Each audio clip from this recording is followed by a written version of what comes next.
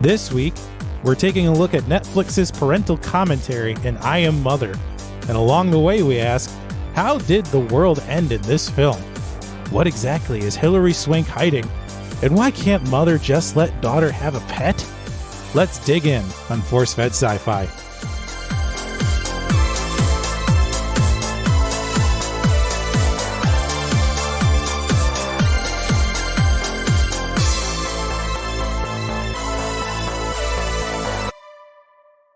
Hello, everybody, and welcome to what is sure to be another thrilling, death-defying, world-ending edition of the Force-Fed Sci-Fi podcast. I am one of your hosts, Chris Rupp, and I am joined by my friend and co-host, I Am Mother, Sean Culp. Welcome. So, some fun fact history about this episode. We recorded it about a month ago, and it ended up getting lost off of your computer, Mr. Chris. Yeah, that's my bad. So, he's reviewed this film, but this is going to be fun for me because I've definitely deleted this from my memory as the last recording I stated. So I'm going to guess on what happens, and we're going to go from there. So let's go forth. Go forth, synopsis man. Break it down so I can kind of remember. All right. So following an apocalyptic event, humanity has found itself under the care of an advanced robotic entity named Mother. As Mother is raising a human that is simply named Daughter, very creative naming there. They eventually learn that they are not the only ones left alive as a woman, named Woman, arrives at their underground bunker seeking help. Daughter now finds herself caught in between the influences of Mother and Woman as she learns that her world is not what it seems. Dun-dun-dun. Oh, man. Okay, that sounds kind of interesting. I'm slowly remembering Hilary Swank's mean mugging face. So, surprise casting crew. It has Hilary Swank. And, we don't need to go over her resume too much. I mean, No. She's a 2-time Academy Award winner. She has a pretty solid resume. Yes, they debated over her attractiveness in The Office. Good episode. Have you ever watched The Office? I don't remember that episode. Oh, it's so great.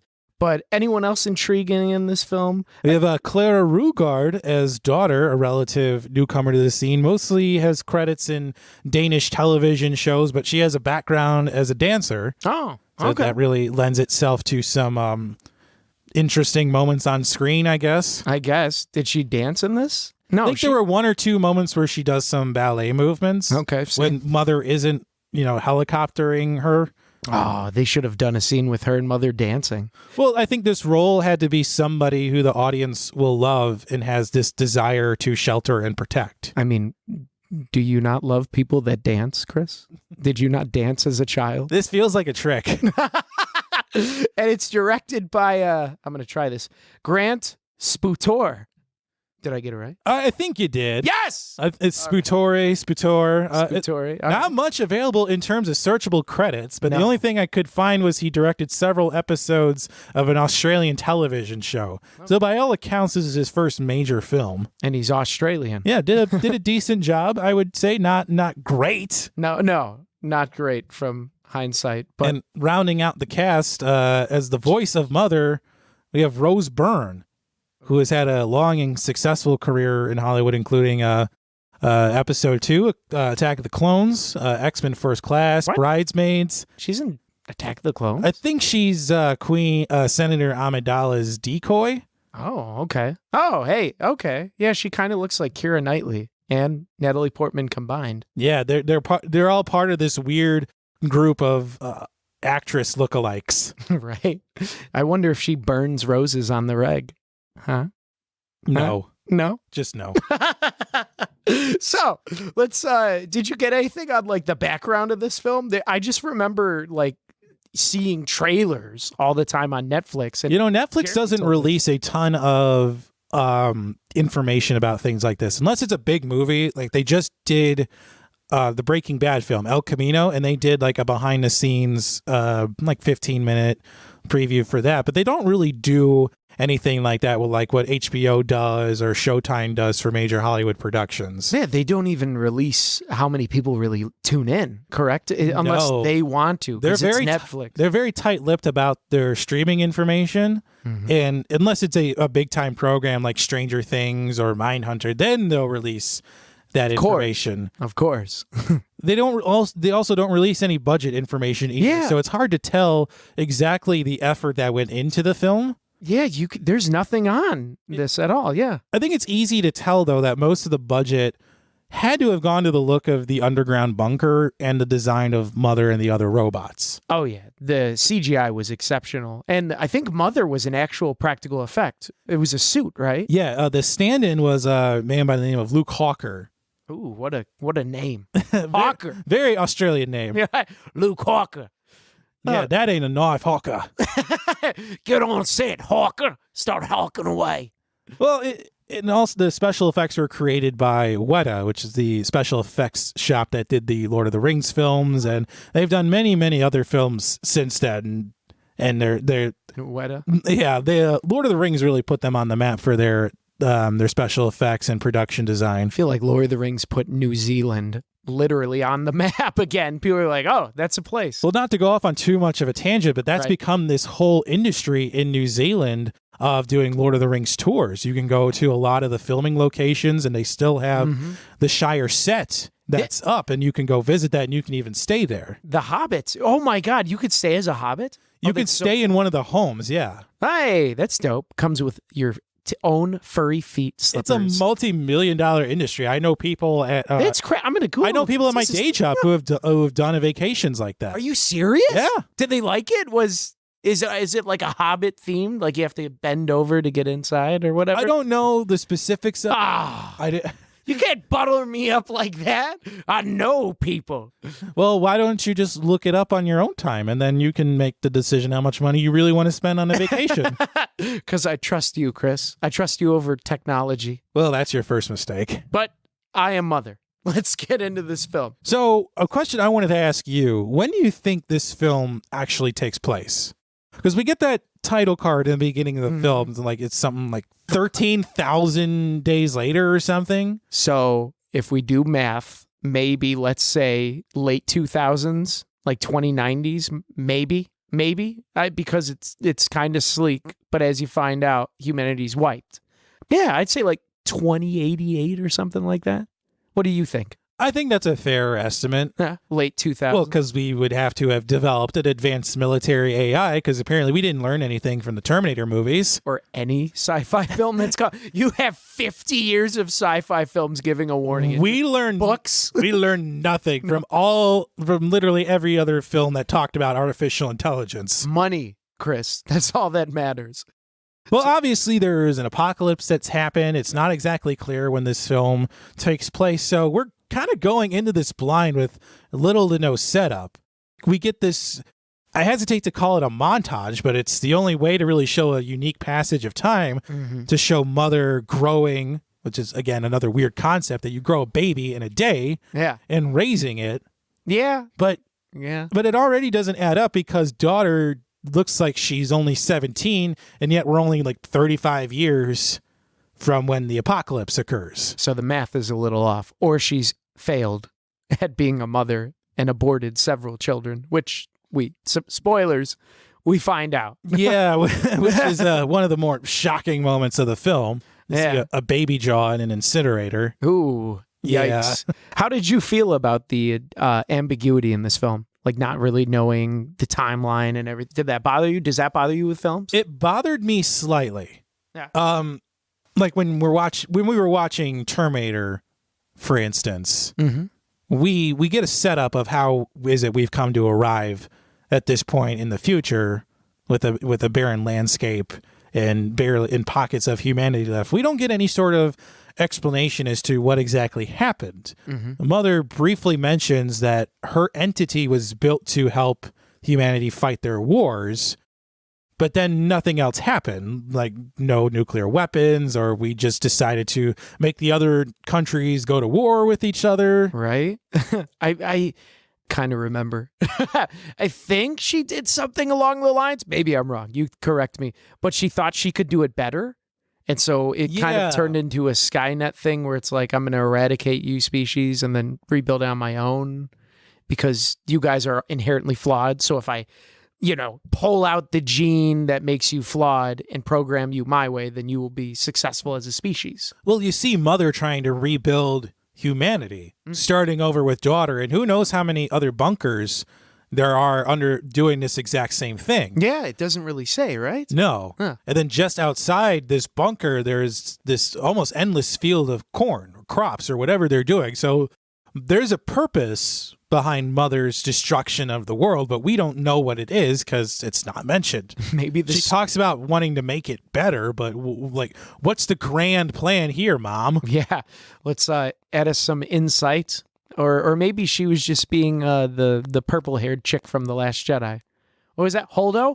Yeah, Admiral Mother Holdo. was being Holdo, man. Just holding out on the plans for little daughter. It was a need-to-know basis, and she didn't need to know, apparently. But they spent their entire lives in this bunker. Yeah. And I don't know about you, but the layout of the bunker on film didn't make too much sense. Granted, it's impressive to watch on film. It's the most impressive aspect production design-wise, but it just didn't understand how the entire thing was set out underground. I'm sure if you're a child and you grow up in the winding passages, she somehow navigated it in her mind, but it didn't make sense. You're right. Because what would your ideal bunker be, Chris? If you could design your own bomb shelter to save the world, how would you design it? Well, it's two bunkers we're looking at it's a bunker that's designed for larger than what we're seeing on screen in I Am Mother. Its bunker is clearly designed to house people in the thousands, at least. Mm-hmm. If I were to put on my conspiracy hat and say, like, I need to build a bunker to protect me and my family, and it has to be deep enough underground, and there has to be levels of security so my, intruders can't get in. There's got to be a food storage, a place where I can have clean water, living space. Would you have it like gymnasium style where it's just one big open square? Or would you have like winding passages? No, I would just want like one big space. Did you ever see the film The Road? Yes. I would want that bunker that the father and son find. Okay. Yeah. That's a nice. Simple, yet it's to the point. Exactly. It's meant to do exactly. I don't need anything where machine gun turrets are going to pop out and defend against zombies or whatever. I just want a simple bunker to live out the rest of my days in the event of a coming apocalypse. How do you feel now, like segueing into, I guess, our science of the show, tech, because there's a lot of tech in this. How do you think the tech will impact like parenting? Because right now in our life, I see, because I'm in the restaurant industry, a lot of parents utilizing YouTube for children. We see a bunch of kids, even in schools, I see kids more so using laptops as a form of learning. Do you think they could facilitate tech in parenting? Like, I don't know in the future, maybe with robots like this, but how do you think that plays a role? I think technology can certainly aid in parenting, but by no means should it be a substitute for parenting. And I think that's the danger that we're seeing now of parents just reluctant to teach their children, I guess, and plopping them in front of a TV or a screen to watch Little Einstein or whatever educational program they find appropriate at the time. But there's the value of being with a child and teaching them a hands-on activity to teach them how to learn this skill, and also builds their own self-sufficiency skills as well. Because there's thousands of things you can learn with your hands that you can't learn from a computer screen. Very true. You definitely learn when your finger gets jammed, what pain is, number one, and number two, how to not do that next time. Whereas in technology, if you just see someone do something, it could correlate. Like I've heard of experiments where people watch, let's say it was about free throws. A guy wanted to learn how to shoot free throws, so he just watched a video on like form, release time, etc. But then he shot the free throw and he was successful like 1 out of 10. Right, because it works on the video, but you need to find, especially for something like that where it's an athletic skill, you need to find something that suits your skill set. Exactly. Which is why, Shaquille O'Neal could shoot a free throw to save his life, but he could get 25 rebounds a game because he was taller than everybody else and could do that. Exactly. But, and I think we've also reached this point in society too, where almost learning skills with your hands, carpentry, woodworking, engine repairs is almost frowned upon. Like it's like, oh, you're working with your hands. That's why you're making your hands dirty, and it's almost tied to this status of like being poor or having less than, and by Blue no collar. means is that the case. No. Because those are very, very noble professions. Those are very important professions to know. Absolutely. I would love to be a mechanic, right? You could save so much money on fixing your car. You would know how to do it yourself instead of having to stumble into a repair shop and hope to God that they're not screwing you over. I mean, I think those feats are more, to me, marketable and important traits to have, putting on conspiracy hat. Like, and when the end of times happens, like if that ever happens, the world apocalypse, I'd rather know how to fix a car than like post on Instagram or market something on social media. Well, even learning home repair. Yes. Minor home repairs or even painting a room, it's such an invaluable skill to have. Mm-hmm. The immediate gain is, yes, you save money, but you also have that knowledge that you can take wherever you live. If you're living in an apartment, a townhome, if you have your own home, that's a skill you take everywhere in life. And it's an easy skill to pass down as well. Absolutely. Because that's the primary responsibility as a parent. You pass down what you've learned to make the job of the next generation much easier. Yes. And there's only so much a YouTube video could teach you. And by no means are we saying that Google or a YouTube video are bad skills. There's certainly a starting point, but you need that hands-on experience to further your understanding. Yes. As you said, it shouldn't be a substitute or replacement for the actual parenting. There's already studies out there in the public that demonstrate how much screen time is too much for a child. Mm-hmm. And it's important to limit that at least until, I don't know, age 5. Oh, even beyond. I mean, there's apps out there that you can, it's crazy. I've done this where I download an app and it shows me how much my screen is on and it tracks it throughout the day. I always shot for only to be on my phone for like an hour to 2, maybe 3 at most during the day. I remember one day it was military weekend, 12 hours. Wow. It makes you feel bad, but I totally recommend these apps if you want to lower your screen time or your usage on your phone. Because once you see the numbers, you're like, oh God, I do have a problem. It's like seeing yourself stumble and puke after drinking too much at a bar and be like, maybe I should go to AA after all. But that's, I feel like we're stumbling into this week's force-fed sci-fi life skills segment. And maybe we should get back on topic. Well, question I wanted to ask to round out this line here. Mm-hmm. Is it possible to code a robot like Mother? Possible to code? I'm sure in 100 years from now. Currently? I don't know. Maybe I think it could be. You could, if you're a good programmer and you could design a program to teach your kid, maybe, but they would just have to stare at the screen the whole time, Maybe it would be like the Matrix. I think it could be possible to code a robot to have a certain skill like Mother has, like changing a diaper, for instance. Yes. Because that technology exists, because a lot of breweries have this technology of cleaning and moving kegs around, these heavy kegs. Mm-hmm. They code their robots to move the kegs or clean them or fill them up.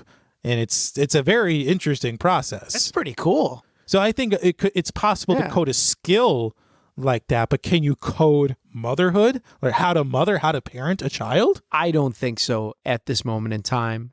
That's so much. Think of all the programs and all the aspects that has to go into it. And not only that, but you're saying then the program itself has to be the ace of all parenting. So how do you know that's the correct way to parent, what is your sample? What is the test subject been? What is the outcome? How much research has...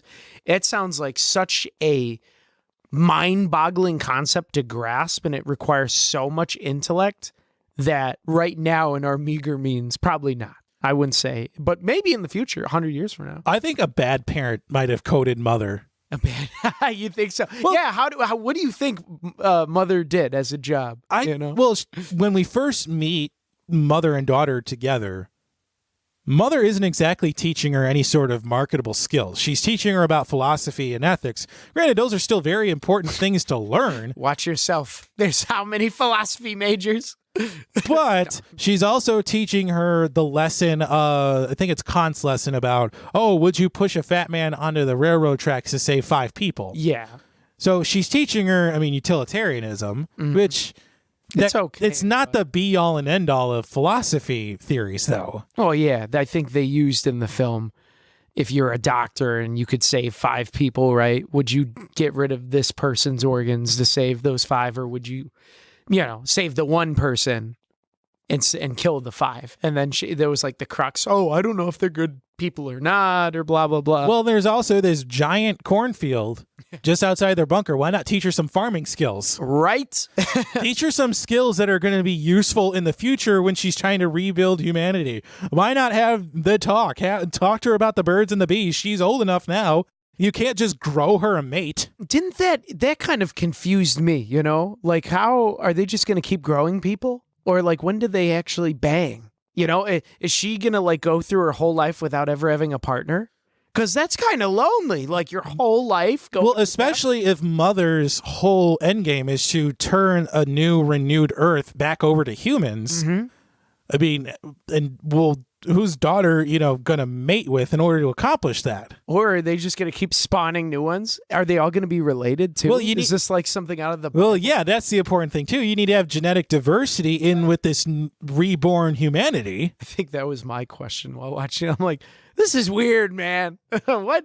Are they all the same genetic code? What's going on here? And daughter finds herself caught in between these two influences of mother and woman. This woman finds herself at the bunker. She's been injured and she wants to get in. And the whole time, daughter doesn't know if she can trust woman. She's never seen another human before. Yeah. She doesn't view humanity as untrustworthy or manipulative or evil. She's super naive about it. Like, Exactly. just wants to be BFFs. All she knows is mother. Right. And Hillary Swank is like, no, ma'am. Get away from me. I don't trust any of you. Which it's kind of sad watching her get rebuffed, because it's like seeing, it's like an innocent child for the first time, not getting what they want. And you're like, oh, you feel she bad. really doesn't know who to trust, and she's being played the entire time by both people.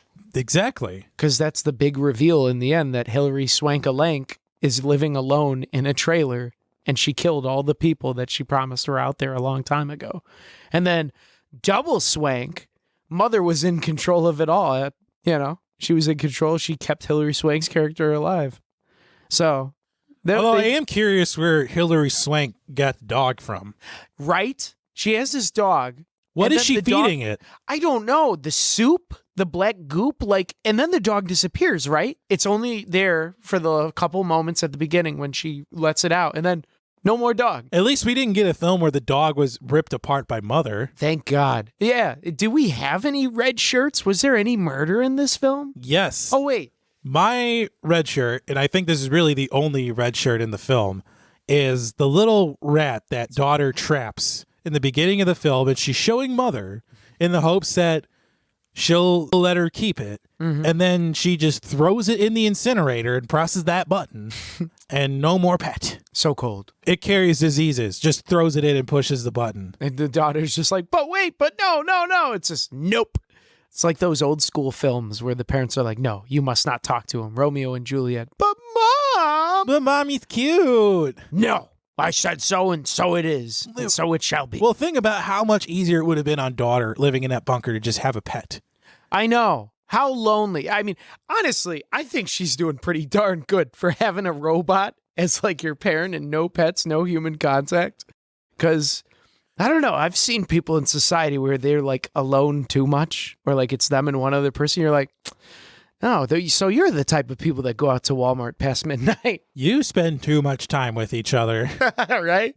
They're the people that talk to themselves in the car alone erratically, and you see them shaking, and then they look at you and get all embarrassed. That's what, do you ever do that when you drive? You're just like wide-eyed at someone like, what the crap are you doing? I see it all the time when people who like have full plates of food in their car. No! I've seen people with plates and utensils. No! Are you serious? I'm dead serious. I've seen people reading a newspaper. I see somebody putting on their makeup every morning, so that doesn't surprise me anymore. No. But what always surprises me is like when somebody's got like a 60-pound dog in their lap, or full-on kitchenette in their car, or people with trash up stacked in their windows. Oh, that's gross. I've seen literally dumpsters with wheels like you can't help but stare. It's like watching a car wreck. Yeah, right. I saw one car one time. There were McDonald's cups literally stacked up in this weird Picasso-esque collage of hoarder. in the car. I felt sad and fascinated at the same time. That's crazy, man. Like, what does it take to get to that level? That's always my question whenever I see that. I'm like, how far do you go down? Deep-seated psychosis is what it is. It has to be, man. Oh, good God. So, what do you think the themes are of this film, Sean? I want to hear your take on this. So, I think this film is about parenting, trust.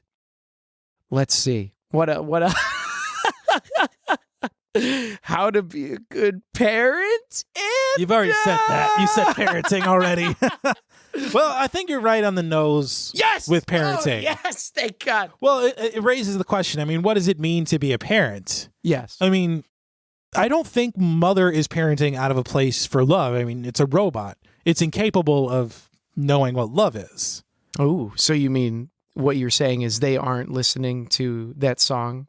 I want to know what love is. No, Mother is not listening to Foreigner. I want you to show. That's Foreigner? Yeah. No, that's not Foreigner. That is Foreigner. No way. That's Foreigner. Jeremy, is that Foreigner? That's Foreigner. Okay. Hold on. This is it. I'm going to tell you what that is. Oh, are you kidding me? That's Foreigner. Am I right? Oh.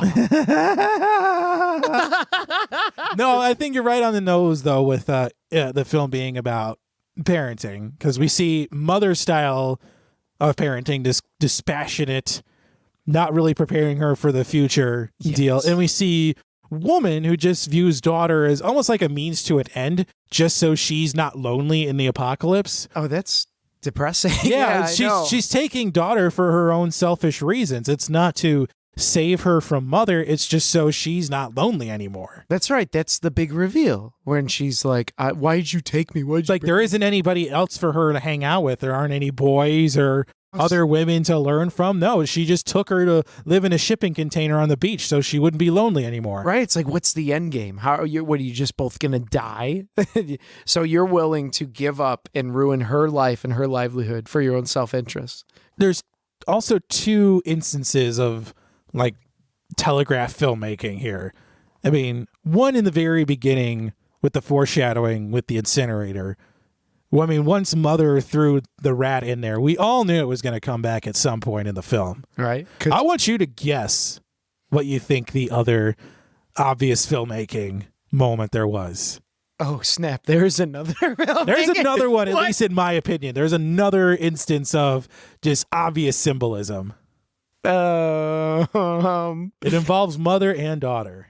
Oh, is it the end? The climax? It was when daughter She kills her? It was when daughter shoots mother. Yes! I got it. That's right, because that was so cheesy at the end. Well, it's obviously emblematic of the child's struggle to shake off their parents and to grow free. Yeah, to quote The Last Jedi. God, I can't believe I'm quoting this film, but what Yoda says, we are what they grow beyond. Oh, but that was like one of the better parts of that film. That was the touche.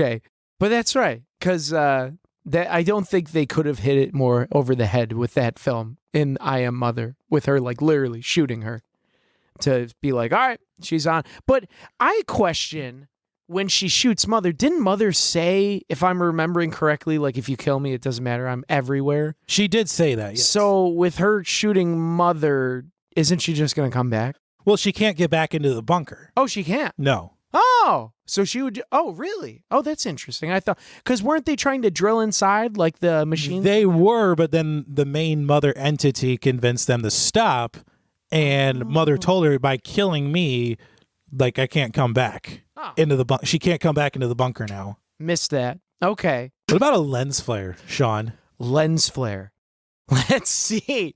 I would say, you know what? Yeah, I'm going to say the ending was my lens flare, because I remember, I think I remember Les Sparks, a lot of big like music going on. Yes, it's all coming back. The score, Remember that big score when it's like, "Dun, dun, dun, dun, dun, dun, dun, dun, dun," and like it's like the slow motion gunshot and everything? That was just too over the top for me, man. Well, it's hyper stylized. It also Yeah. ends very abruptly, Yeah. where it doesn't leave any sort. It leaves kind of ambiguous room for a sequel, but not a lot to really pin one down. Doesn't she just like walk into the embryo area and just like look up and then boom, it's over? She's like, I'm gonna find one of these embryos to mate with. Right. I'm not gonna call it my brother. But wouldn't, I guess, yeah, with her, she only has like two options left, right? Like she's either going to raise the embryos and I always thought she's either going to destroy the whole bunker or raise them, right? And how would she be a good mother? Like, how would she be a good fit? I don't know, because all Mother's really taught her is philosophy and ethics. Right? So, I mean, I'm assuming there's some sort of food generator or like maybe some diaper changing machine, because clearly like she doesn't understand the mechanics of like raising a baby. and didn't she like have a skill and like tests that she was supposed to take and she like answered it all? I'm super depressed. I hate my life. And she passed? Like, what is that? I That don't doesn't know. make sense. It's probably some weird psychological test. I mean, maybe Mother was looking for somebody who wasn't overly happy in the bunker, somebody who would be prepared to leave it when the time came. Oh, all right. I see that. What was your lens flare? I agree with you on the ending, Yeah. because I was hoping maybe if the film was a bit better, it could have potentially be room for a sequel. Or yeah. Or, Some form of continuation on with this story that would be better than the one we received. yeah. So with that being said, then, was it nominated for anything?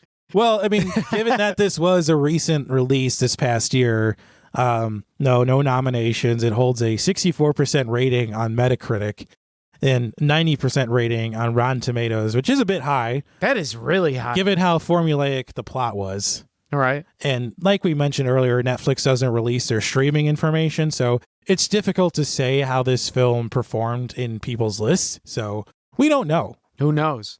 All right. So what would you rate the film with our awesome scale of would not watch, would own, and would host the Nerdalastic viewing party? Well, I think a lot of this film is basic. Basic plot, basic characters, basic setting. Clara Rugard manages to outperform her counterparts in the film, while Swank and Byrne turn in subpar performances given their body of work in recent years. It doesn't feel like there's any sort of clear direction regarding the themes, and the film ends on a very dour note, given the growth that daughter has had to undergo in a very short amount of time. It didn't feel like there was any sort of real danger throughout the course of the film either. I mean, the real danger is coming from the ulterior motives of Mother and Woman. There's no danger from the robots or anything. Ultimately, Mother is controlling the other robots, so Yeah. she's not going to kill daughter for no reason. Given how basic the film is overall, I'd call this a wouldn't watch. I wouldn't watch? Yeah. Whoa, really? Would not watch. That is a pretty, wow, this is a rare occurrence on the Force Fed Sci-Fi with Chris Rupp. And I would say for mine, then, I would agree with you. I was well on my way a month without thinking about this film until this review. And yep, I'm good. I never want to talk about this again. Save yourself the time and watch something else in your Netflix list. Yes. Yes. To reiterate, basic plot. It just felt like a whodunit film. Really, the whole time. You're like, who's going to be the twist? Who's lying? And I don't know. There's better films out there. Go watch Clue. Go rewatch Mindhunter or Stranger Yes. Things on if you're on Netflix. Go watch The Crown. Yes. The Crown's a good show. There's tons of things. So, with that being that, I guess we'll wrap this one up. Let's pick our next movie. Yeah, with our favorite robot sensation of the nation, Major Samantha. Yes. And she's going to help us pick our next film from our list of 118 films. And she goes, I want to know what love is. We're like, I want to know the next movie. It is number 71. And what is that? It's a classic from 1951. It is The Thing from Another World. All right, that'll be our film for next time. Please watch and enjoy with us. And if you enjoyed today's show, please head on over to Apple Podcasts and leave us a 5-star review. It really helps to drive us up the charts as well as help people like you find the show. We are across the spectrum of social media with Facebook, Twitter, and Instagram, all at ForceFed Sci-Fi. You can check out and download episodes at Apple Podcasts, Google Podcasts, Spotify, the iHeartRadio app, or wherever you find podcasts. And go ahead and hit that subscribe button so you never miss an episode. Finally, you can check out our website, forcefedsci-fi.com, for show notes and links to all of our social media. So for all of us at the ForceFed Sci-Fi team, we will see you next time.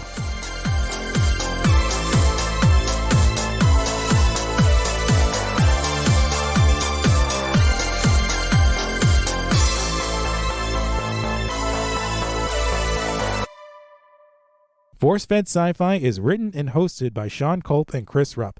Website design, associate producer, and editing by Jeremy Keski. Artwork designed by Mike Berger. Theme music composed and performed by Custom Anthem.